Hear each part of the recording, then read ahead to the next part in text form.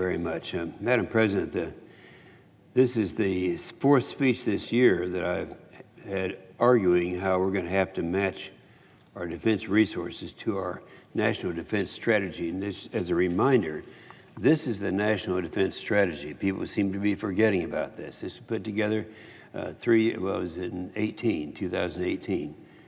Here are the names of the individuals, and one was a former colleague that was John Kyle, so we had 12, 6 Republicans, 6 Democrats, and everyone agreed this is what we need to do, not just for 2018, but for each year afterwards. And for this year, for example, they actually have in here we should be increasing the defense budget by between 3 and 5%. Now, I show this because we all adhered to this, Democrats and Republicans, up until this year. This is the first time that I've had a chance to talk about this budget in the Biden administration, where we now have a lot of the details actually released in terms of the budget and what it does to our military. Remember, our expert bipartisan NDS Commission report says that we need 3 to 5% real growth in the defense budget each year to actually execute the strategy.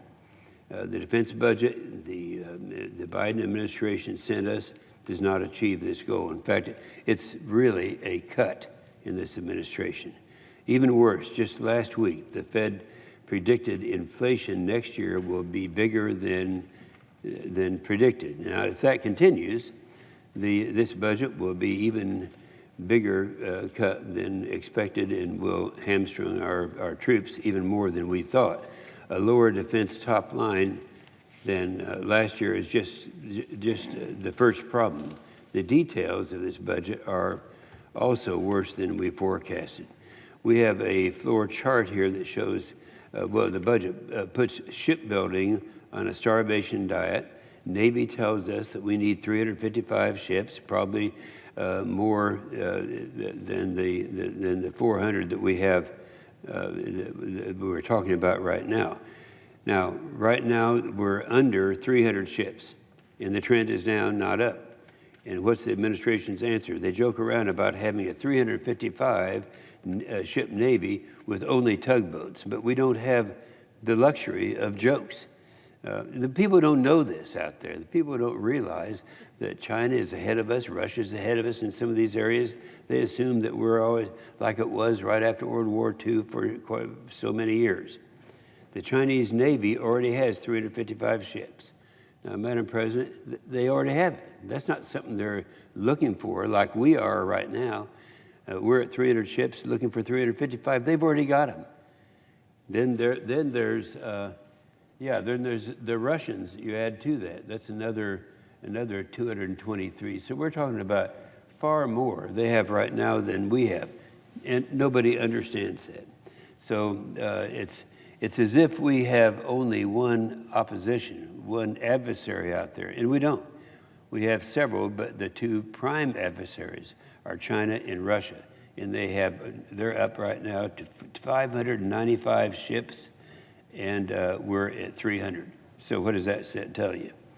And I'm not the only one who's concerned about this, because a lot of people say, well, Republicans are the ones who are concerned about our military, and that's not true.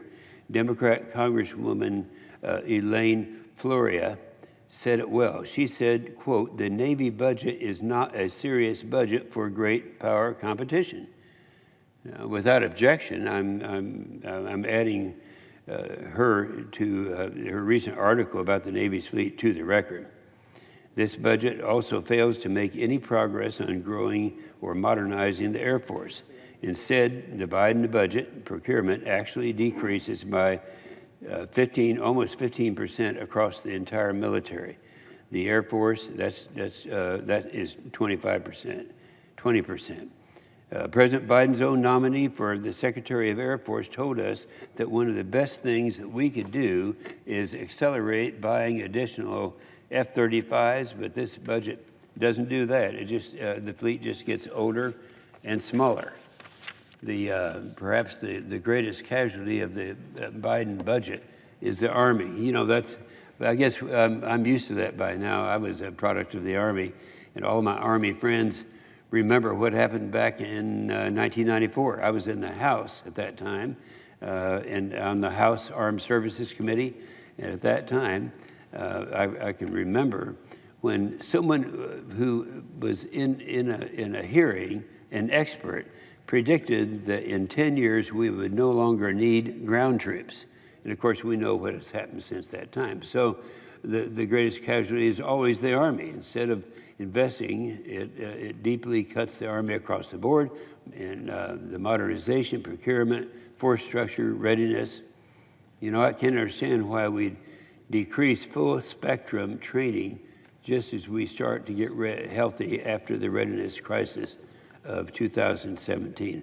And we all remember what happened in 2017. That was the last 5 years of the Obama administration were years that cut our military substantially, and they actually did reduce our budget in the last 5 years by 25%, the military budget. At the same time, China was increasing theirs by 78%. And so this is the problem that we had back there, and it's still going on again. And don't take my word for it. General McConville told us last week that most of the Army's weapon systems are 1980s vintage, yet the Biden administration is slow walking the Army's modernization efforts while our adversaries are relentlessly advancing. And they are. Secretary Warmuth is the Secretary of the Army and said the service is still under stress in some areas, including defense, which is a critical priority, and that's unacceptable.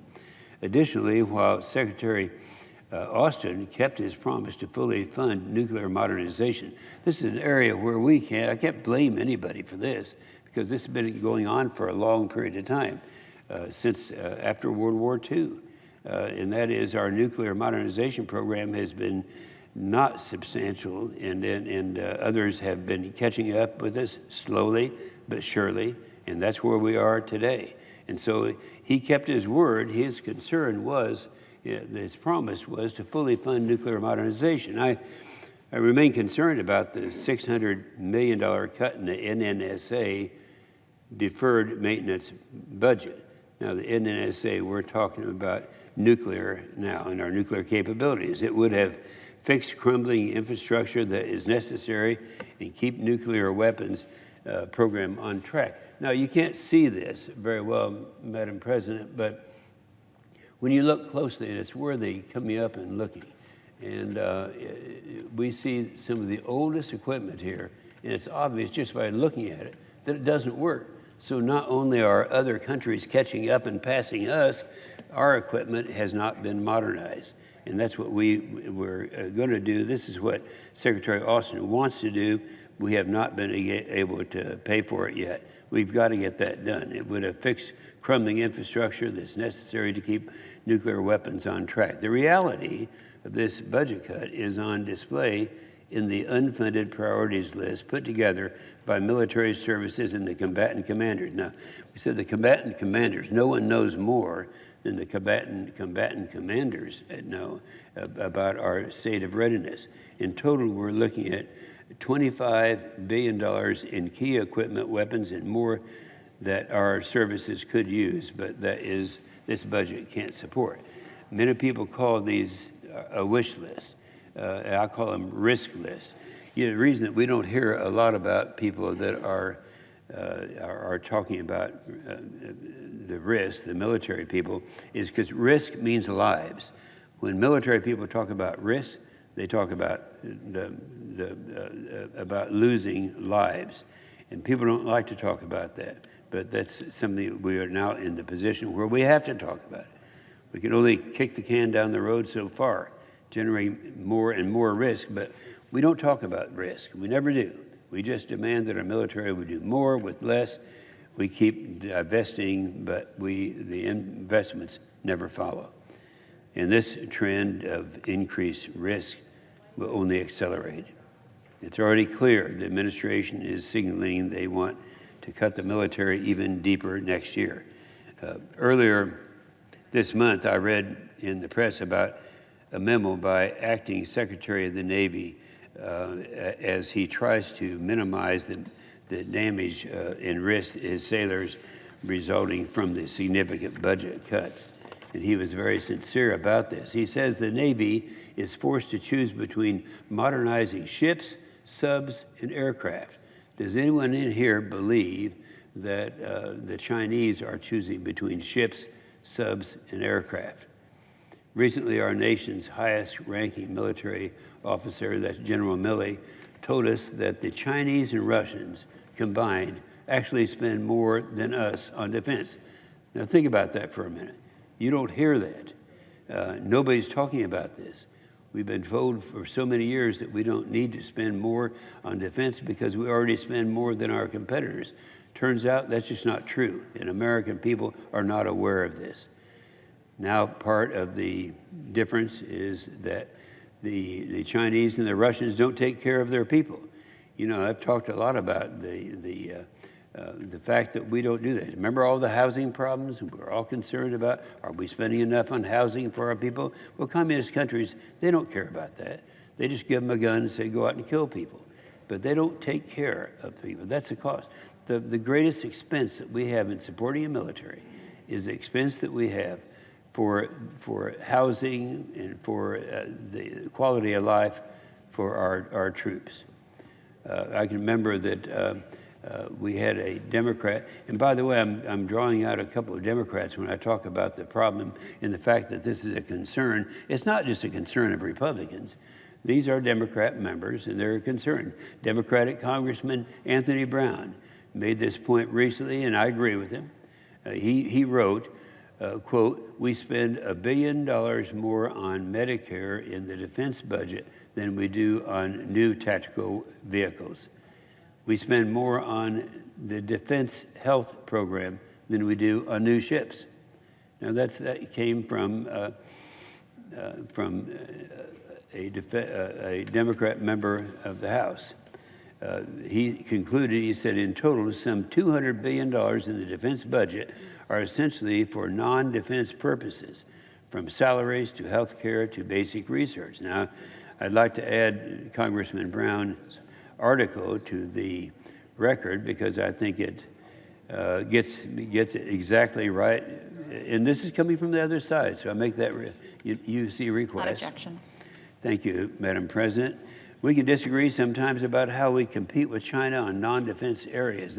It's important. It's an important debate. We want to do that.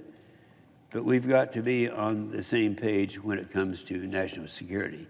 Now, some people would say that my criticism of cutting the military is because President Biden is a Democrat, and I want to be real clear. This is not about politics.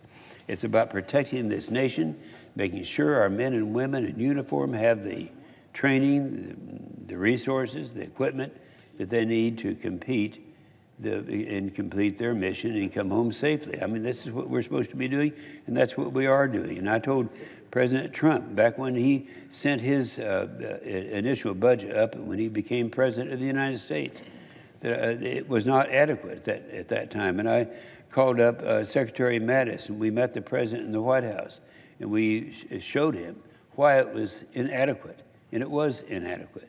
And so we were able to get something done at that time, and that's something that we are concerned about today. Now, I happen to think President Trump wanted to spend even more on his troops, but I think he got some bad advice from advisors. And I think the same is true with President Biden. I think he wants a strong military when he's up against our adversaries. I know this president believes that a strong military underpins all of our other tools of national power, including diplomatic efforts. I know the president believes in America's role in the world and the value of deterrence. And I know the president believes in the importance of our allies and the partners who look to us for commitments and for investments, to know that we're very serious. And our president knows that. President Biden knows this, but we don't have the budget to support it. And so the president needs to be coming forth with adequate budgets to take care of the problems that we are faced with today. And we all know that the Obama's readiness crisis was right. Back the flight training hours were slashed. We know all the things that happened during the last 5 years of his administration. This administration should remember how dangerous that was, not just for our deterrence, but also because there was a human cost. And that's one of many reasons I'm struggling to understand the administration's cuts to the defense budget. One thing we've been told is that anything more than this defense budget is just not affordable. And we've been told that by the Pentagon. We have to live more fiscally. Well, that's one way to tell the military that you don't care about them.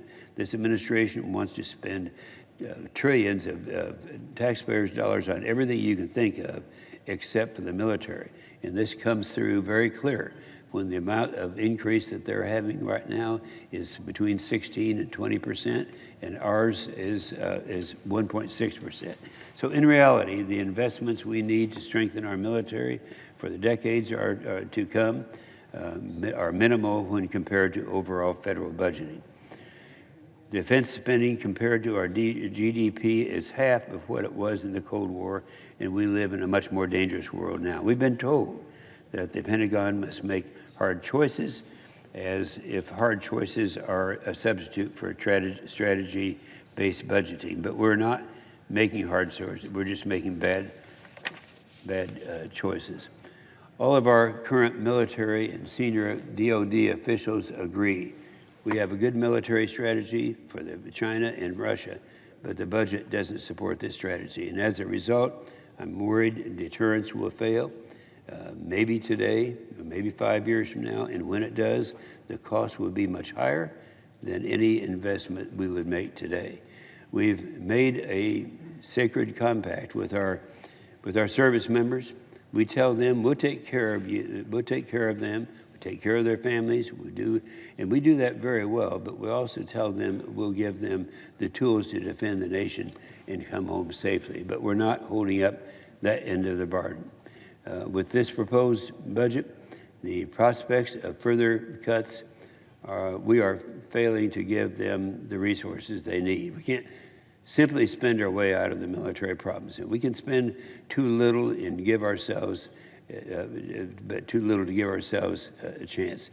We've seen the high cost of underinvesting in the military, underfunding in the military attempts our adversaries, raises doubts to our allies, and makes war more, not less likely. So we need to make a generational investment in our defenses so that our children and grandchildren don't have to. And we're not doing that now. And we have a lot of impatient people right now who want to vote. And so I yield the floor.